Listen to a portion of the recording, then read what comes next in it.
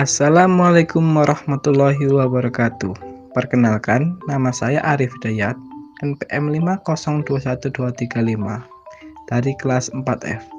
Baiklah, di sini saya akan menjelaskan materi tentang konsep dasar kurikulum, mata kuliah telaah kurikulum, dengan dosen pengampu Bapak Tio Gusti Satria Magister Pendidikan.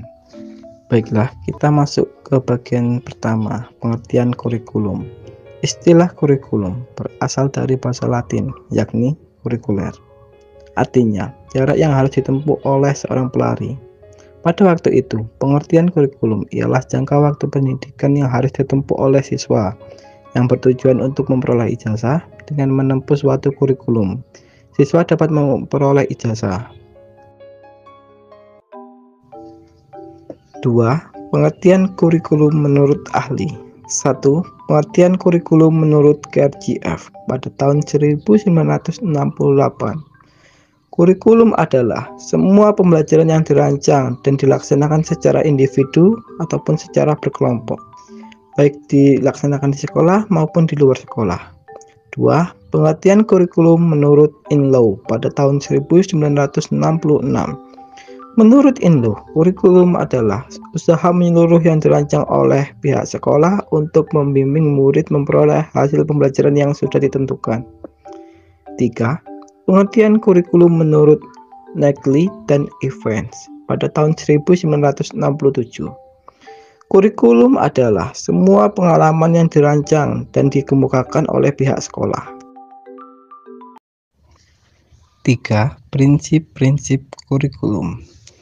Menurut Sukmadinata pada tahun 1997 membagi prinsip-prinsip perkembangan kurikulum ke dalam dua kelompok, yaitu prinsip-prinsip umum dan prinsip-prinsip khusus.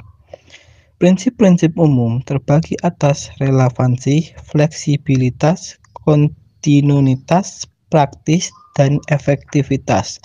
Sedangkan prinsip-prinsip khusus terbagi atas prinsip berkenaan dengan tujuan pendidikan, prinsip berkenaan dengan pemilihan proses belajar mengajar, prinsip berkenaan dengan isi pendidikan, prinsip berkenaan dengan media dan alat pengajaran, dan prinsip berkenaan dengan kegiatan penilaian.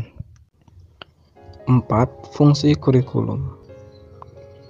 Fungsi kurikulum bagi peserta didik yaitu sebagai alat yang berfungsi untuk mencapai tujuan-tujuan pendidikan.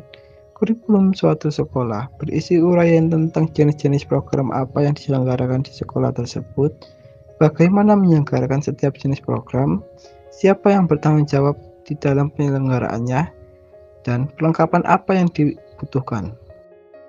Fungsi kurikulum bagi peserta didik. Fungsi kurikulum bagi peserta didik yaitu kurikulum sebagai organisasi belajar tersusun untuk menyiapkan peserta didik sebagai salah satu konsumsi pendidikan mereka. Dengan ini diharapkan mereka akan mendapat sejumlah pengalaman baru yang kelak kemudian dapat dikembangkan seirama dengan perkembangan anak guna melengkapi bekal hidupnya. Tujuan kurikulum. Tujuan kurikulum yaitu sebagai alat pendidikan untuk menghasilkan siswa yang berintegrasi. Kurikulum juga membuat siswa mengerti sistem pendidikan yang diterapkan, sehingga siswa dapat memutuskan pendidikan yang ia inginkan di jenjang selanjutnya.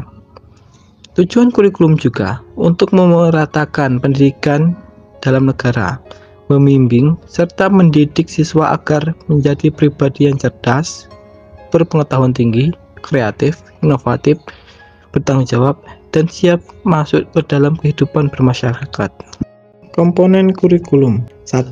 Isi program kurikulum adalah segala sesuatu yang diberikan kepada anak dalam kegiatan belajar mengajar dalam rangka mencapai tujuan.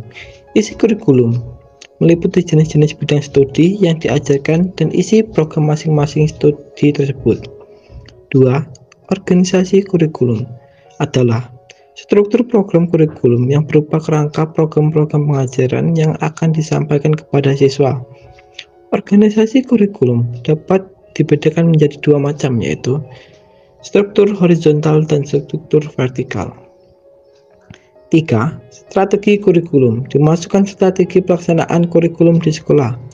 Masalah strategi pelaksanaan itu dapat dilihat dalam cara yang ditempuh dalam melaksanakan pengajaran, penilaian, bimbingan, dan konseling.